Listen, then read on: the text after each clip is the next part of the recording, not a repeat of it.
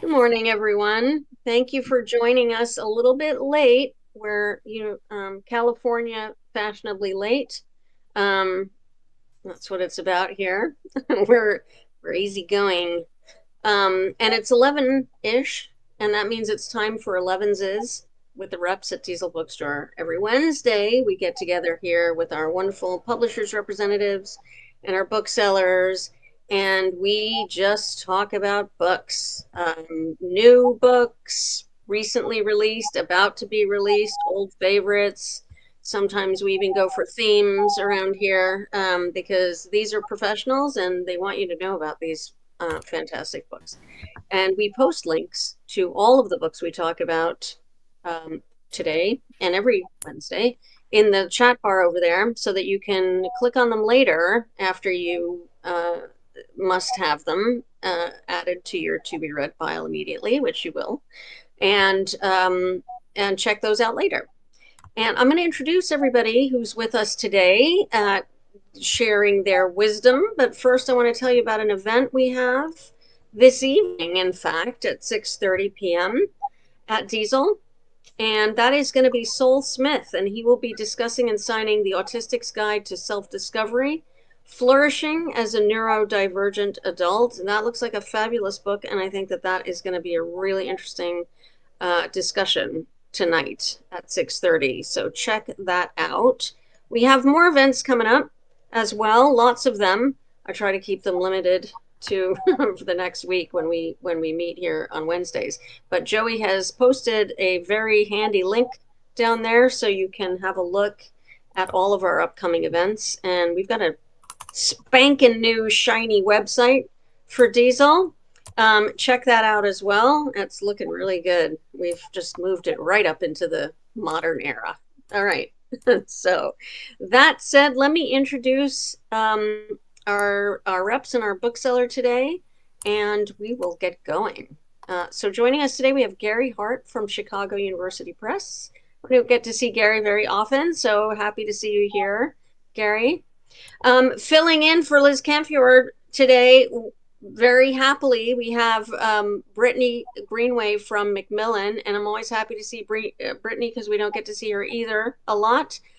And batting cleanup, we've got Wade Lucas from Random House, and we haven't seen you for a bit either, Wade. So really wonderful to have all three of you reps with us today. And we also have Henry over there joining us on the bookseller side. And behind the scenes, we've got Joey open to any questions you have, comments, any computer problems you need solving. Joey's your man. All right, let's get going because we've got a full slate. So, Gary, why don't you start us off?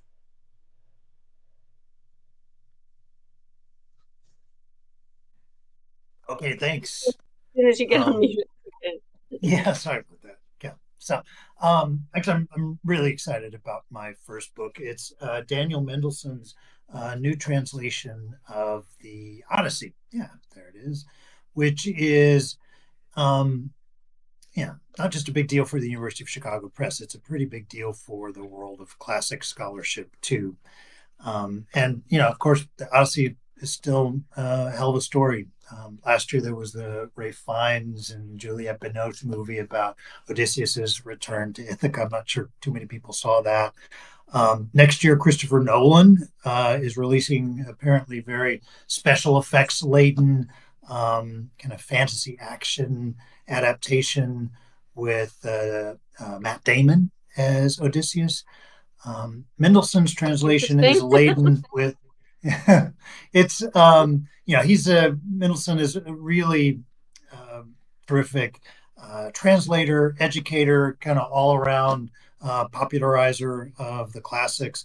Some of you may know him from, among other things, his book An Odyssey, which was subtitled A Father, a Son, and an Epic from a few years ago. That was his account of his own father joining his class teaching the Odyssey at Bard College, and it's really, really charming. Highly recommended. His new translation here of the Odyssey is the first contemporary English version that renders the Greek text in a line for line translation that really captures the poetic essence of the original with a constant eye to the original Greek language that translations like which was kind of looser, or Emily Wilson's, which is more compressed, do not. Without getting too deep into the weeds and frankly too far over my head, Mendelssohn's translation is in the original Greek dactylic hexameter, while most of the translations that we know in English are iambic pentameter. And iambic pentameter is actually indigenous to the English language. It's an English language invention. So this allows him to be much more faithful to the sort of oral performance techniques that are inherent in the original Greek. And he reminds us that Homeric epics were originally often performed, and actually often performed to with accompaniment by a lyre. So here, these lyrical aspects, in every sense of that word, are present. There's a sonorousness, there's an acoustic resonance, a kind of rolling musical effect that almost kind of hypnotically pulls you forward as you read. He's also really keen to preserve the historical and cultural context of the story. He keeps us constantly aware that that this is a heroic artifact from a different era, a different culture.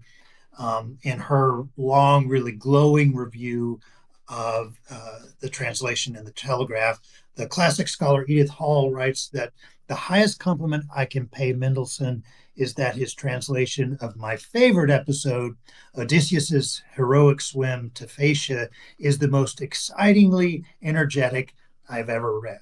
And then noting that upcoming movie, she says, I doubt that even Christopher Nolan can make this ordeal as visceral and as spectacular. So it also is, I think, it's a really beautiful edition. It's a substantial object. It has these cool maps for end papers. I think a really worthy addition to the classic shelf. I'm sure it'll be there for decades to come. I love that there are so many different iterations of the Odyssey, and how all of them bring something new or a little bit different to the table. And I'm talking about the more recent ones, obviously, because we had sort of the same sort of thing for a long time. But all of them sort of approach it from a different angle. It's ancient text, but you have to you have to goose it a bit, right, for the modern audience. So this sounds like it's got a completely well, not completely different, but a different enough approach that it can stand well next to other recent translations. Thanks for pointing out the differences as well, Gary, because I don't think it's immediately apparent to a lot of people come in looking for the Odyssey or the Iliad, and and really wanting to know the difference between various translations. You know what's happening. So When I think it's all good. all worthy, all worth a look, depending on sort of what you want to bring to it yourself. Absolutely. And I am of the mind that more than one is good. So, think you don't have to stick. sorry, Deborah. Gary, No, go correct me if ahead, I'm buddy. wrong, but isn't there also a huge, big budget screen adaptation of the Odyssey coming very soon? The Yeah, Christopher Nolan one, yeah, yeah, Oh, did you is Yeah, mention that? with Gary, Sorry. Gary was talking Matt about that one Damon. earlier with Matt Damon, which sounds, yeah, exactly. That's my response too. I mean, I'll watch it. Who remembers the one with Armand Asante? Anybody? Who's Oh, that, Deborah? Nobody? Oh, all right. You've all got to watch it. It's just for the cheese factor alone. Okay. So I gotta find that link. Um, all right. Thank you so much, Gary. Great opener. We're gonna move over to Brittany now, and check out her first book. Okay, hi. So my first title is It's a little bit of a change up, but it's Things in Nature Merely Grow from Yiyun. It comes out in a couple of weeks on May 20th, and it's from FSG. This is a memoir. Basically, she lost both of her sons to suicide, and this book is kind of her personal grief journey, reflecting on those losses. But it's mostly focusing on the death of her second son, James. But it's really not just a book about grieving or mourning. It's sort of a look at the fact that she will always be a parent despite losing her children, and it's a look at her life now, the way that her life was. It has really beautiful moments, really optimistic moments. I think it is the type of book that if you've ever grieved or lost anyone, it's a very powerful read, but it is a very heavy read. But there are a lot of advanced reviews coming in. It's already getting a ton of praise. And I think that this is the type of book that is really going to be a little bit of a sleeper in some ways. But we've already got a New York Times profile, an NPR interview, and more coming up with this book. So it's definitely going to be in the news and one to keep an eye on. That sounds like a really thoughtful type of memoir, which I think, despite it being really pretty serious, can be, these things can be very beautiful and also helpful to people, readers, right? So FSG doesn't put out bad books. FSG is known for their very literary and beautiful books. So I think this fits squarely in that category. And probably I think you're right. I think this sleeper is a good way of putting it. I think sometimes readers approach a book like this and maybe don't feel like it's, like it might be a little bit too heavy, but I think once you start getting into it, the way it's presented, like Joan Didion also wrote about these kinds of things, and they're absolutely beautiful. So one to watch, as you say. Thanks, Brittany. All right, Wade, over to you. Well, I just want to, Brittany, I'm so glad you're talking about Yiyun Li. I love Yiyun Li. We've had several books with her. I'm not sure does the general public know the authors bounce around sometimes?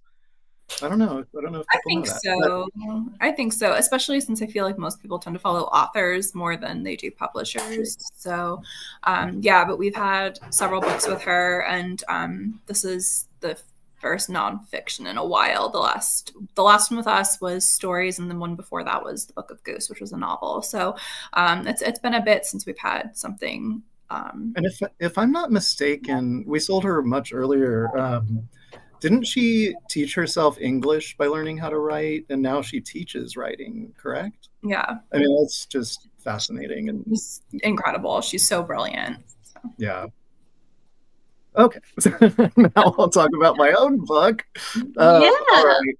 So, oh no, I did something. I don't need Joey yet. Okay. So my first book is, are you ready, Joey? Every Living Thing by Jason Roberts. And I just want to, before I dive in, and this is a nature book, so hey, diving. But so I'm going to talk about 2 Pulitzer-winning books. It was just announced this week. Fabulous. Woo, Pulitzers. But I have good news and bad news. So both books I'm going to talk about, including this one, Every Living Thing, it's out now in hardcover, and we don't get advance notice of the awards, so reprints are being rushed in and everything. The catch is, and this is great for your customers to know, the paperback editions of this book and the next book I'm going to present are coming out shortly, and they may even be rushed. So if you're calling the store or ordering online, if you want the hardcover, which I often do with award books just to keep them on a shelf, but if you want your paperback reading copy, those will be out soon. And that's that. So I just want to give you a heads up about the Pulitzers. Okay, so Jason Roberts. So I have to start with Where's all my taxonomy nerds at? Yeah. So Every Living Thing, this is the rivalry between Linnaeus and, I'm going to butcher the name, I might as well try an accent. Georges Louis de Buffon. Did I do that okay, Deborah? That sounds great to me. Anyway, it's okay, we'll go with it. So he had a book called A Sense of the World, which is wonderful. It was a National Book Critics Circle finalist. And so this is about the rivalry on classifying nature between these two larger than life people. And this is my favorite type of nonfiction. Not only are you going to learn a whole lot, but I just adore when an author finds these larger than life characters and breathes life into them for the reader. There are lots of shenanigans. On top of being a serious, well-written book, there are shenanigans, which I enjoy. Can you imagine what the tabloids would have said about these people back in those days? Anyway, and very quickly, I'm not going to read the whole quote, but the author of Longitude, if anyone read that book, gave a great blurb for this. And I'll just use the end because I appreciate the wordplay here. A story at once important, outrageous, enlightening, entertaining, enduring, and still evolving. See what he did there? Anyway, you don't have to be a taxonomy nerd. I'm just being funny, but it's a wonderful nature writing book, as well as a look at the culture at the time and these personalities and how different the world was back then. And Yeah. I mean, it's, like I said, shenanigans, and you learn something. Yeah. And that's my favorite kind of book, actually. This book caught my eye when it came out immediately because of all of the things. The Look at this gorgeous, gorgeous cover, first of Beautiful. all. It's so well done, so beautifully done, and it gives you such a great sense of what's happening with the book as well. But it's so exciting to see so many beautifully written, informative, but also just fun to read books that address Mhm. nature, the natural world, and what's going on. We always fall back eventually on our writers and our booksellers who get the word out about life, nature, and how climate change and every other thing is affecting them um, going forward. So it's just great. And then so many of them just deal with sort of observations of things you're suddenly noticing, and then this going back and adding in the shenanigans, because a lot of them have that as well. All of the things that happened in the quest to understand life, various aspects of the natural world. So this is a great book, and I think, Joey, you can maybe post the link to both the hardcover and the paperback so that you guys have the choice What of checking it out. I was thinking, when I said earlier, this is my favorite type of nonfiction, and I can give some examples, like Billionaire's Vinegar, one of my favorite nonfiction books of all time, which is about, anyway, I don't have to present those. Sorry, fellow reps. But I really need a balance of that human story along with what you're Yeah. learning. And Yeah, Jason Roberts accomplishes that here for sure. absolutely. Fantastic book and well deserving. So, thank you, Wade. All right, a strong opening set from our reps, Henry. What have you got? Hello. I am opening probably not as strongly. I wouldn't call this a Pulitzer-winning novel. I have a children's graphic novel about Dungeons and Dragons. So a little bit of a tone shift. This one came in while we were unboxing stuff on Tuesday, I want to say. Could have been last week. But it is a graphic novel called Dungeon Club: Time to Party. It's the second book in its series. It's by Molly Ostertag, who wrote The Deep Dark, which some of us saw at, I want to say it was Kaliba. It was somewhere in a yacht club. They are a really great illustrator, really great writer. They do a lot of like teen and youth graphic novels that kind of tackle a variety of different issues, like not fitting in, which is what this one kind of focuses on. It's a group of kids who have a Dungeons and Dragons party, and as is the tendency for kids who play Dungeons and Dragons in middle school, they don't really fit in with their middle school.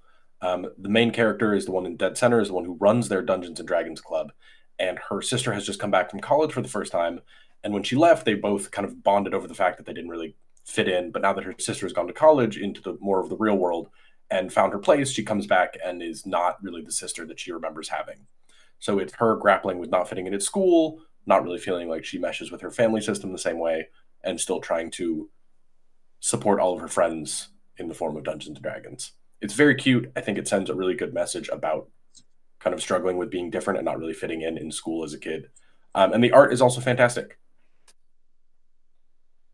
It's got a fantastic cover. I love it. And it looks very appealing. It's got a strong shelf appeal over there. And I think it'll be the age range here. What would you say, Henry? I haven't flipped through the whole thing. I want to say it's like 10, 14, like a middle reader age. Right. Because some of their stuff in the past has looked similar to this and had much heavier content.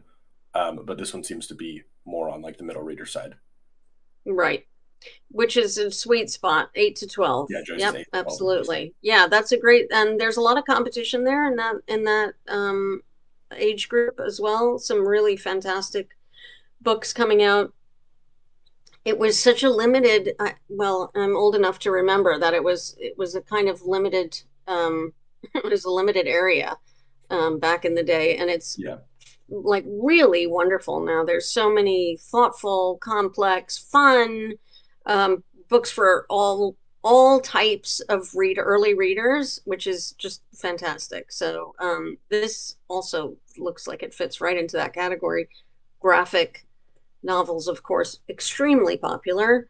Yes. And I'm sorry, were you going to say something, Henry? Oh no, I was just agreeing with you. Yeah. So a great pick. Sorry, I keep on talking, but it brings up a question for me. Is D&D getting banned in schools? Yet? There is like a little bit of the kind of old school satanic panic with D&D. It is not, as far as I've seen, being banned anywhere, but it does kind of have the same kind of like from parents in some parts of the country. Because I know over the years, teachers have said, Dungeons and Dragons is such a great tool for fostering creativity. Yeah. You learn math. Got to find something, right? There's some great things in there. I think encouraging young people to try, pen and paper games like that is fantastic. Yeah, and I think what a lot of places have kind of turned to is it doesn't have to be Dungeons and Dragons, which I think that is the one that kind of has like the negative connotations from back in the day. It can be any pen and paper. Like I worked with an organization when I was in high school. Like we would do creative writing with kids across LA, and we would use like tabletop games to kind of get them into the idea of doing a creative project without it feeling like work. So it's not always they do like any kind of tabletop game these days. So this particular book, do you think it's good for reluctant readers? I think if it's something that interests them, I mean, that's how I always feel like if it's a reluctant reader, especially at this age, if it is a topic that interests them, it will grab them a little easier. I think D&D can be easy because I think D&D is probably like the most popular it's ever been in the history of the world right now, because there's been movies and TV shows and podcasts and all that kind of stuff. So it being Dungeons and Dragons might grab a kid who may not have read this otherwise, as well as the art style being kind of fun and cartoonish and having knights and dragons in it. Great. Thank you. Thank you, Henry.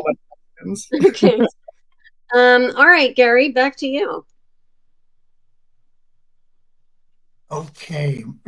Well, my second book is not fun like Dungeon Club, far from it, but actually sort of apropos of Wade's question about D&D, and also we're today marking the 80th anniversary of Germany's surrender during World War II.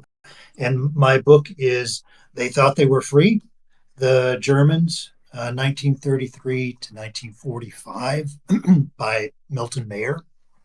It was published by the University of Chicago Press way back in 1955. and was a finalist for the National Book Award in 1956. So it did cause something of a ripple back in the day. Milton Mayer was a Jewish historian, although his Jewishness was unknown to the Germans that he interviewed doing the field work for this book in the early 1950s in Germany, and that those interviews are at the core of this book. His concentration in that work was on self-described little men in a small German city, whom he comes to actually write of eventually as his friends. He's kind of remarkably sympathetic to them. But he shows us how easily these men, these sort of rank and file, everyday Germans, these friends, as he wrote of them, because their lives were sufficiently insecure, frustrated, or empty, fell prey to this dynamic political movement and allowed tyranny to be established. And in fact, they welcomed it. As I mentioned, this was first published in the mid 1950s. There was a new edition published, also by Chicago, in the mid 60s. And that book had a long life as a backlist title for decades, mostly used in history courses. But we saw a big spike in sales of that edition in 2016. And that prompted this new edition in 2017. And is kind of the reason I'm talking about it here today in 2025. That 2017 edition, this 2017 edition has a new afterword by the historian Richard J. Evans, who puts the book both in its historical and contemporary context, contemporary to 2017, that alas is completely relevant to our situation today, 8 years later.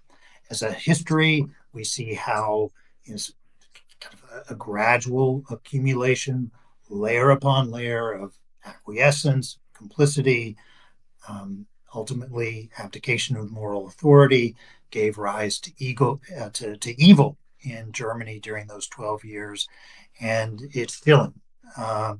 But also for anyone willing to be educated by that history, it's a mirror that we can hold up to ourselves today, and that's also chilling. Since the middle of last year, we've seen again a spike in sales, and I think it's completely understandable why.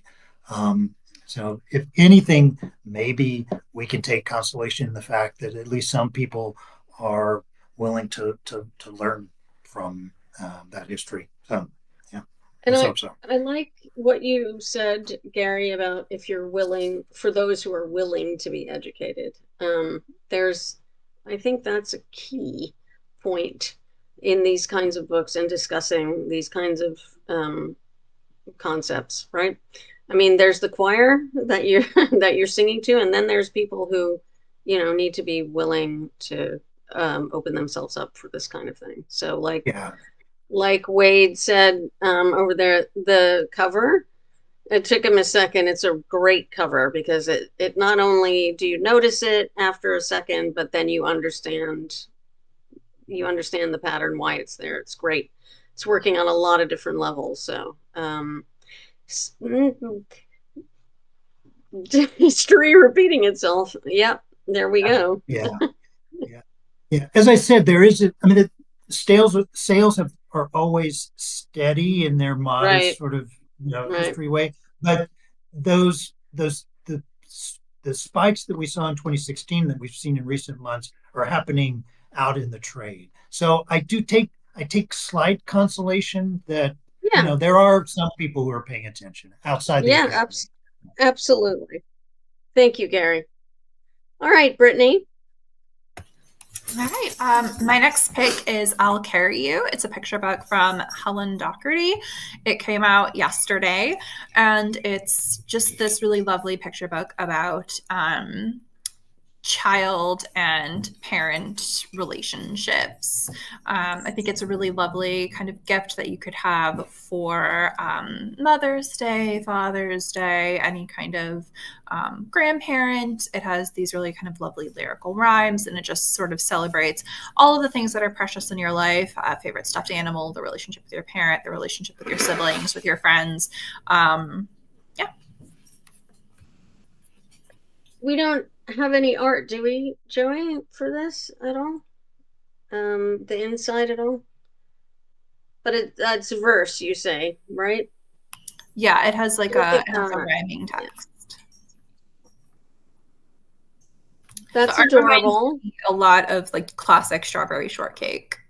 Uh-huh. I was just thinking that, and I couldn't put my finger on what it reminded me of, but that's what it is, strawberry shortcake. That's really sweet. And a lovely, yes, exactly, like an old school golden book, Joey says. Yeah, it does have a really old-fashioned feel about it, which I think is perfect for the message. And we were just talking about how verse in children's books has been more of a factor lately and always very popular. So that is a really sweet little book, and a lovely gift, I think. And we've got a lot of the those kinds of occasions coming up: graduation, Mother's Day, Father's Day. So thank you, Brittany. Wade? All right. So the next book I'm going to talk about, again, freshly announced Pulitzer winner, Nations: A Millennium in North America, by Kathleen Duvall. And this is out now in hardcover. And I'm sorry if I'm being confusing about this. So it's out in hardcover now, won the award. We're rushing more into production. However, with this particular book, it's also coming out in paperback soon. It's coming out this month, May 27th in paperback. So again, if you want the hardcover for your shelf and then a paperback to read and, throw around at the beach and in your car like I do, the paperback is available on the 27th. And you can call the store, and I guarantee everywhere that are stocking the Pulitzer titles, that first shipment is going to go very quickly of the paperback. So I would recommend go to dieselbookstore.com or call the store and go ahead and reserve your copy, because those are going to go quickly. And now Native Nations, this is an extraordinary book. And it I wish this is the book that was taught in schools about Indigenous culture, because there's so much complexity and sophistication that was here hundreds of years before anyone from Europe even thought about stepping foot here. The way they interacted and traded and their philosophies were so different from ours currently, and it worked for them in this incredible way. And I think anyone picking this up, you're just going to want to strangle the people who taught your elementary school, because there's so much in here that's so enlightening. And like I said, the complexity of these societies was extraordinary. And nature was a big part of their existence, of course. And again, this is such an important book. And I do hope schools adopt this at some point, because there's a lot to learn. And, well, I'm going to stop bashing education. I love you, teachers. But I think there's so much to learn. And this book is a great way to get started. Yes, for those, as Gary said, willing to be educated. I'm going to get that embroidered on a sampler, Gary. I think that's a good one. This is another. Yeah, I'll steal that and run out of print to make merch. Yeah, it only feels slightly patronizing for the person you're talking to. Native Nations is a great book. I'm going to give it another really strong endorsement, even though you already have described it so well, Wade. But it's fantastic. It was popular I remember when it landed in hardcover, and it's popular, and I think it's going to continue on. And another one really well deserving of the attention that it's getting. And I might add, very readable. as well. Oh yeah, So very yeah, accessible. and there's none of that problem where you feel intimidated by a book that's going to educate you about something, no matter how motivated you are, sometimes it's hard. But this one is not. And So, I would say dry is probably the furthest yeah, away from yeah, the yeah. of this book. It's It a is really, academic for sure, but it's engaging and, yeah, like I said, it's absolutely. fascinating. It Yeah, fills in a lot of blanks. it does. It does. It's fantastic. Thank you, Wade. Excellent, an excellent pick. All right, Henry, your second book. Hello. Once again, changing gears in a wildly different Yes, direction. we I count have a on it. novel called Ex Heroes by Peter Klein. It takes place in kind of what starts as kind of your standard superhero type setting until one famous hero makes the wonderful decision of trying to cure death and accidentally makes zombies.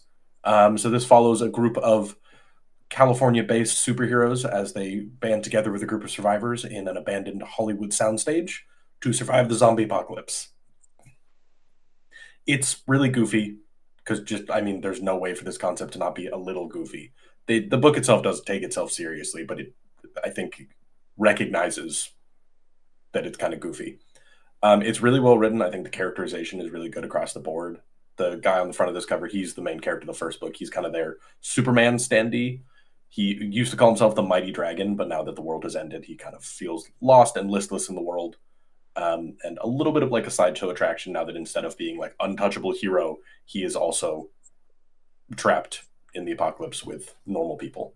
I think it's really interesting how they kind of like use it feels like he made a superhero world and then pushed it off the table to kind of see what broke and what Right, didn't. And I think it's just really interesting right. kind of style of world building. And I think it's a very fun read. There are 5 books total, I believe.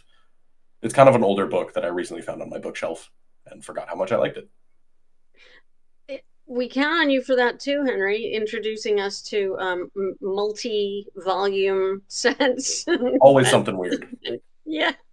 Um, And I we do published love yeah. what, Wade? Yeah, We this published is those this is originally. Penguin. Crown, right? Yeah. Right. Love the and you have idea to, of the post-apocalypse, what now, what kind of a thing. Yeah. And it may be an older book, but the concept of what happens, if you're alive after being dead, kind of a thing, has coming up with increasing frequency these days. And it's definitely something to think about. I mean, not like it's something to think about all day, but it's a great premise. It's in the zeitgeist. So Yeah, it came out first like around like when all the like the Walking when Dead Henry, TV shows refresh came me out. if I was going to say, you have to keep in mind too, and this is such a fresh take on superheroes.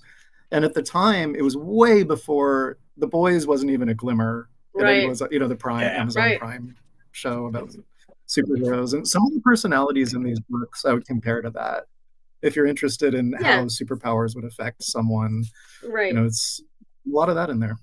Yeah, it's really strong characterization, and it definitely is. It's before, a lot of like Waits at the Boys, a lot of those other TV shows. I think this was before The Walking Dead had finished as a television show as well. So the kind of zombie genre didn't have the same kind of guardrails that I feel like it might have now.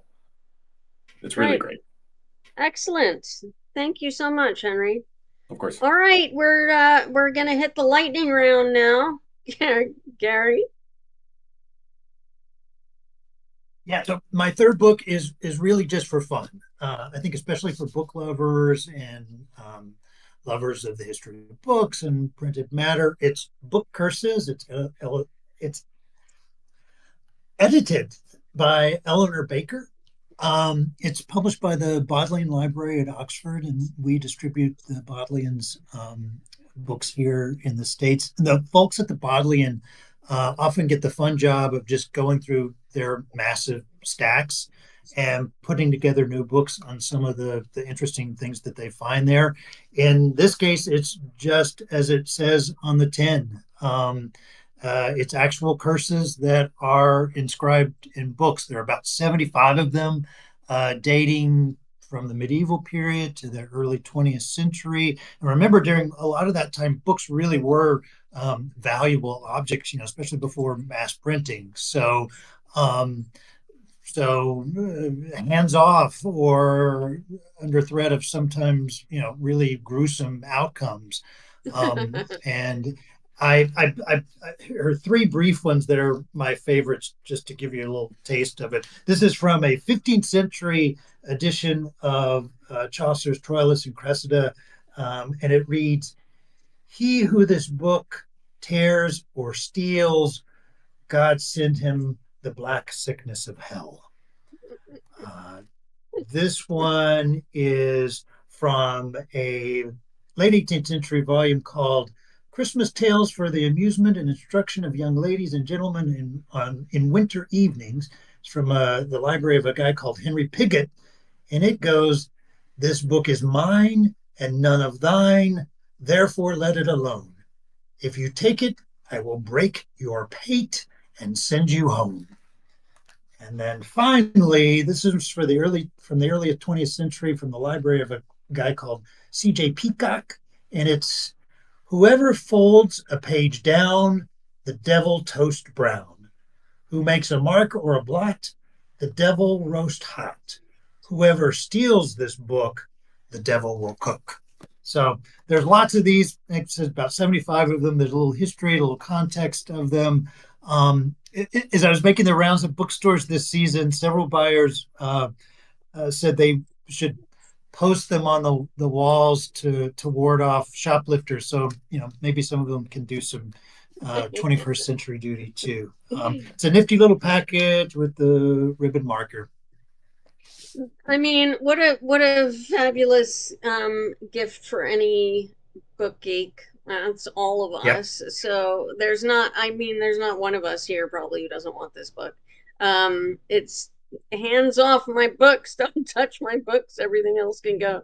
It is a great little package. I love this book. I love this trim size. It's a wonderful front counter buy. So there's nothing not to love here.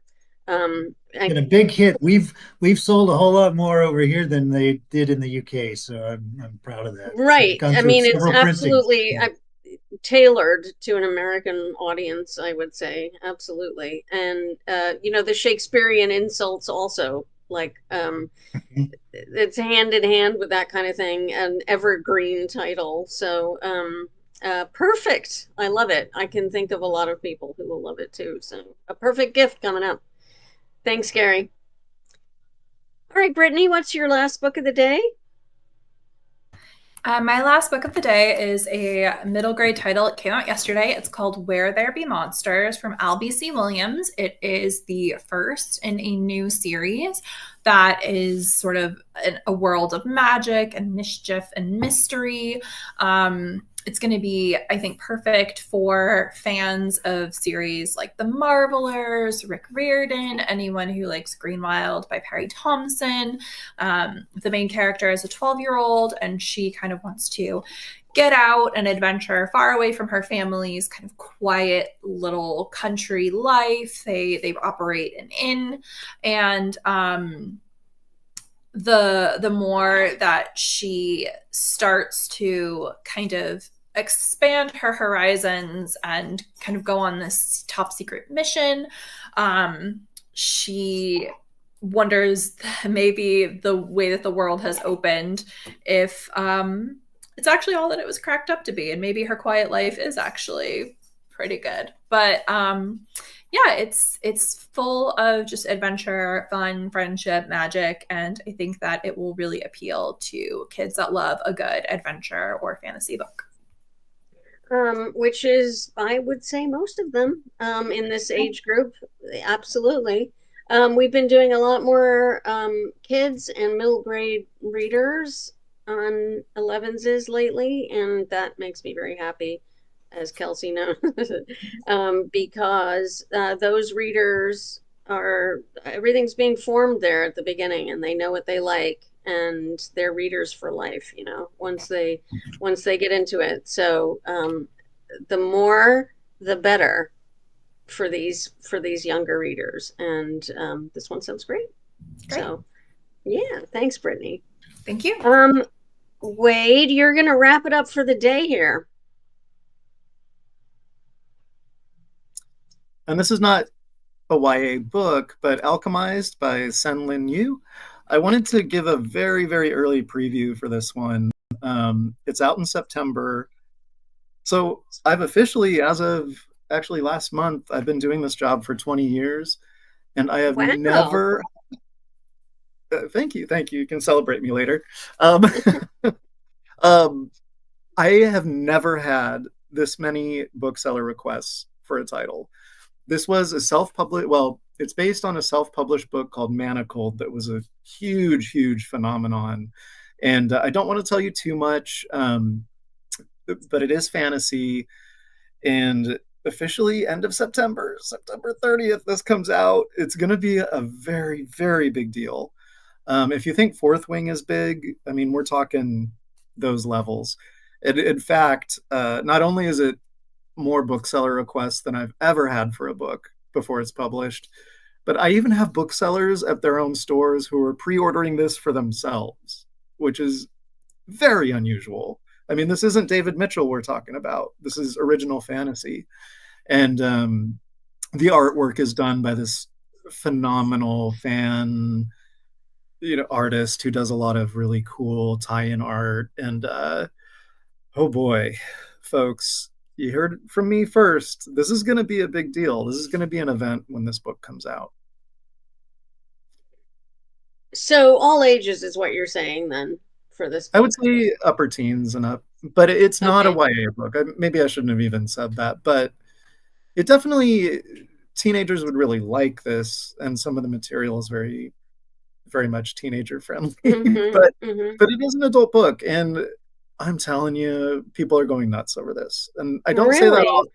So, well, I feel out of the loop because I haven't heard about it yet. But my God, and that's why you're around to tell us all about it, Wade. So that's great. We'll talk about it again. Yeah, because I just want to. Like I said, 20 years, I've never had as many. And that's amazing. We're not doing early copies, unfortunately, like advanced reader copies.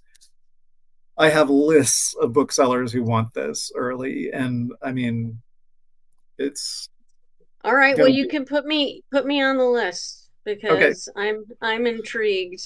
And I'm sure everybody else is as well. So, all right. Great teaser. Sure. Thanks for leaving us with that. That's excellent, Wade. Thank you. Sure. And thank you to everybody for joining us with such wonderful books today. It's really quite the assortment. I think we've covered it. We've covered pretty much everything today, from the littlest readers on up. So great. Thank you so much to Gary Hart from Chicago University Press, Brittany Greenway from Macmillan, Wade Lucas from Random House. Thank you, Henry, also from Diesel. And thank you to Joey behind the scenes. Thanks, everybody, for tuning in today. I'm really glad to see you. We will be back again next week, which will already be, what is it, already like the 14th, I guess. Middle of May already next week. I think it's August. I know. Time, what is it? I don't know. But we will be here. We will be here, and we will be reading. So please join us then. And in the meantime, everybody have a great week.